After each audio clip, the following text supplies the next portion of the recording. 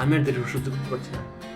আমার হাত বান্ধিবি, পাও বান্ধিবি, আমার মন বান্ধিবি কেমনে।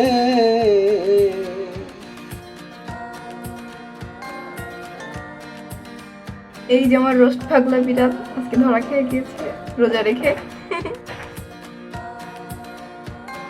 হ্যালো ভিউয়ার্স, আসসালামু আলাইকুম। আজকে আমরা একটা ভিন্নধর্মী রেসিপি করব, সেটা হচ্ছে আস্ত মুরগির রোস্ট।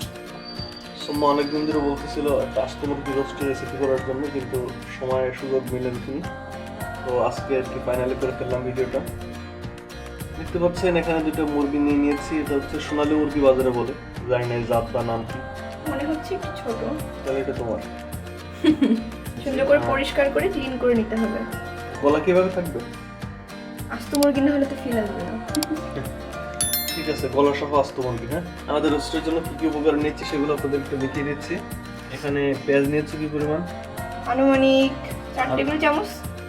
বাটার উপর 4 টেবিল চামচ। আর কি আছে এখানে? এখানে আছে এই যে 2 টেবিল চামচ পরিমাণ আদা কুচাই নিয়েছি, যেহেতু আমি ব্লেন্ডারে ব্লেন্ড করব সেহেতু একটু বড় বড় করে কেটে নিয়েছি। তারপর হচ্ছে রসুনও কি পরিমাণ? ওই পেঁয়াজের থেকে একটু কম, রাইট? হ্যাঁ হ্যাঁ।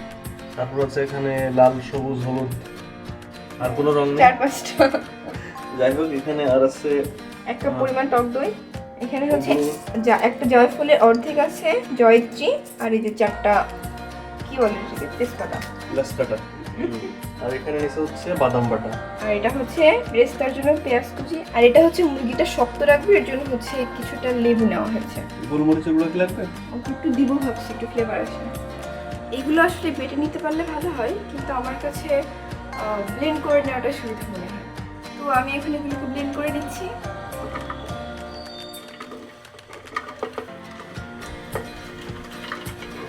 কিশমিশ আর কাজু বাদাম ভেজানোটা এর মধ্যে দিয়ে দিচ্ছি,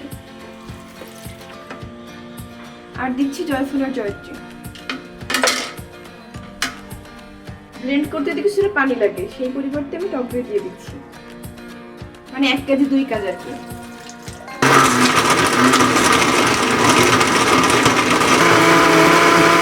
ব্লেন্ড করা মশলাগুলো এবার একটা বলে নিই।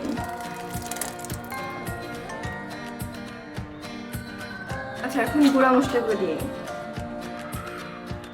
জিরা গুঁড়া 1/2 টেবিল চামচ, শুকনো মরিচের গুঁড়া 1 চা চামচ পরিমাণ, পর দিব হচ্ছে গরম মশলার গুঁড়া 1/2 টেবিল চামচ, ধনিয়ার গুঁড়া নিয়েছি 1/2 টেবিল চামচ, লবণ নিচ্ছি 1 টেবিল চামচের একটু কম, আর নিয়ে নিচ্ছি অল্প একটু সরিষার তেল। স্মেলটা অনেক সুন্দর আসে। এগুলোকে সুন্দর করে মিক্স করে নিতে হবে। এবার আমার মশলা রেডি। এখন এর মধ্যে মুরগি দিয়ে কিছুক্ষণ মেরিনেট করে রাখবো। এর মধ্যে এখন মুরগিটা দিয়ে দিচ্ছি, সুন্দর করে মশলার মধ্যে ঢুকিয়ে মাখাতে হবে। আমরা এখানে সোনালী মুরগিটা দিয়ে করছি, আপনারা চাইলে ব্রয়লার বা দেশি মুরগি দিয়েও করতে পারেন। সেক্ষেত্রে হয়তো জালের পার্থক্যটা হবে।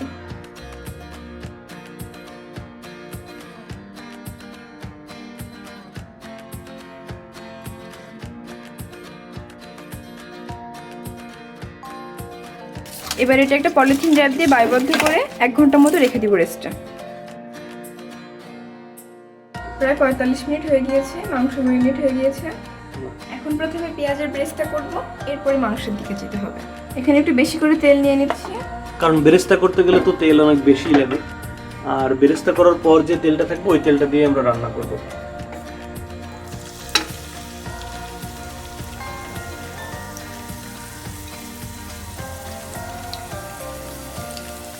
সবুজ গ্লাসের কারণে একটা গ্রিনিশ ভাব আসছে, বাট কালারটা কিন্তু আসলে এরকম না।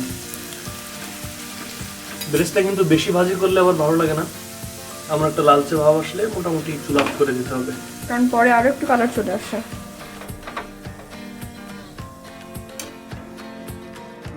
এখন গরম মশলাগুলো একটু প্রথমে তেলে ভেজে নিতে হবে। এখানে আমি নিয়েছি 4টা তেজপাতা, লবঙ্গ হচ্ছে এটা হচ্ছে দারচিনি, আর 3টা হচ্ছে এলাচ ফল। এখন এটা তেলের মধ্যে কিছু ভেজে নিতে হবে।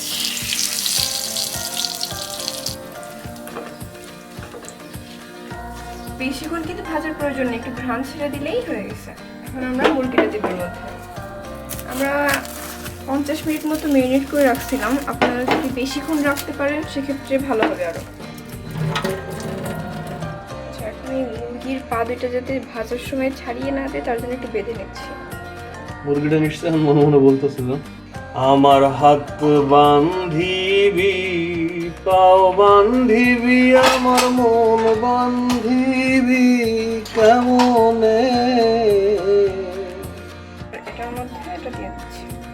এদিকে এটা ভাজা শেষ, এখন ওদিকে পা বাঁধা শেষ।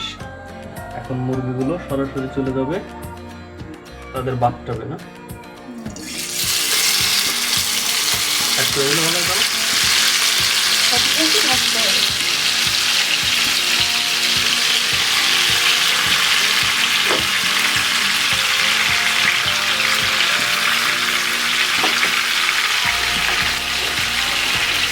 এটা দিয়ে দিচ্ছি।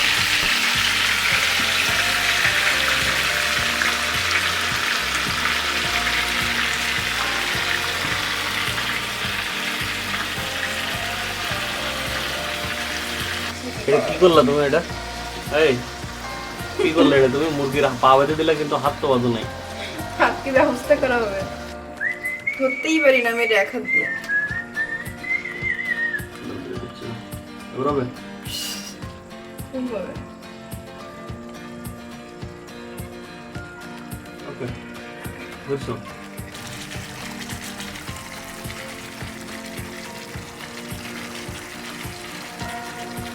মুরগিটাকে নিয়ে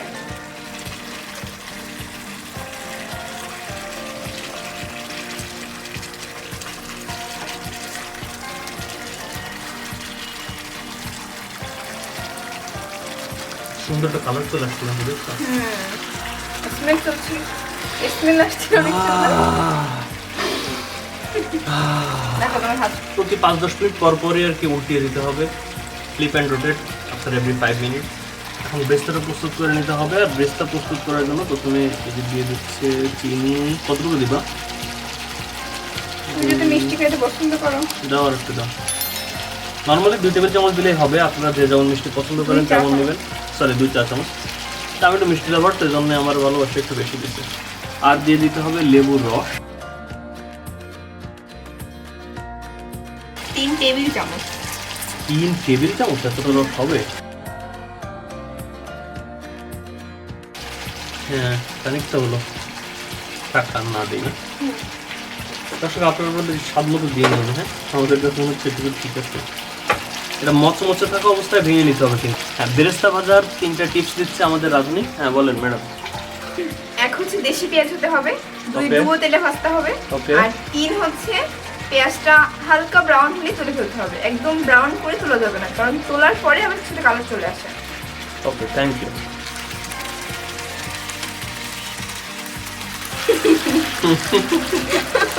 এই বুক ডাউন করতে দেখছো না? Push up. হ্যাঁ, খুব ব্যায়াম করতেছে। বাহ, সুন্দর তো। এটা কিন্তু নন স্টিকি প্যানে করতে হবে। হ্যাঁ, এই মশলার পানিটা, মশলা ধোয়াতে পানিটা ওটা আমি ইউজ করছি। সময় যত যাচ্ছে গ্রাম তত তীব্র হচ্ছে।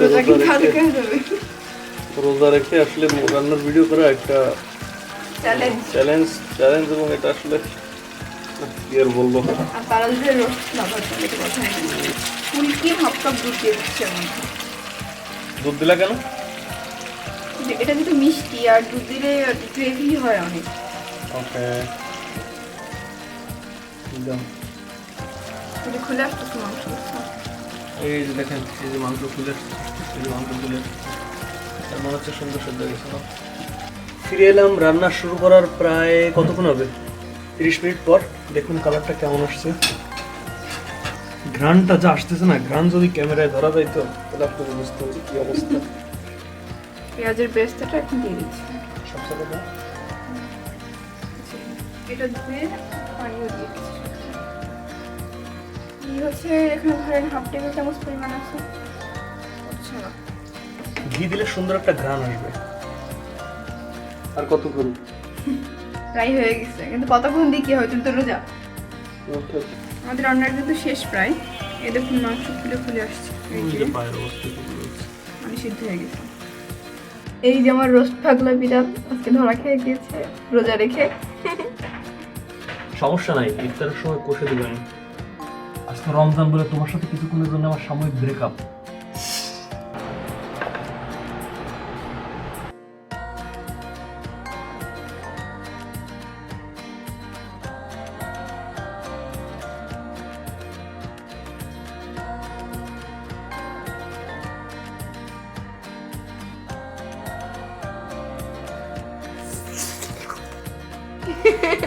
Finally the moment. এই যে পিস না, পিস সুতাটা যদিও সব মশলা দিয়ে রান্না করা হয়েছে, কিন্তু এটা কিন্তু খাওয়া যাবে না। এখন চলুন আপনাদেরকে সেদ্ধ হয়েছে কিনা মাংস সেটা একটু দেখেন।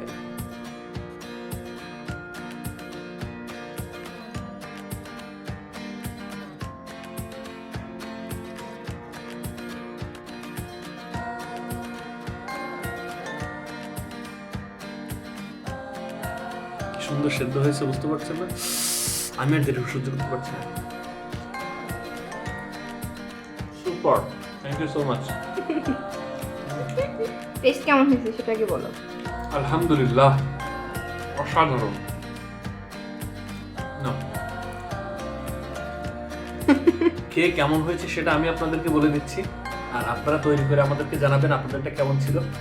আজকের ভিডিও এখানে শেষ করছি। ভালো থাকবেন, সুস্থ থাকবেন, আর কাপড় সাথেই থাকবেন। আল্লাহ হাফেজ।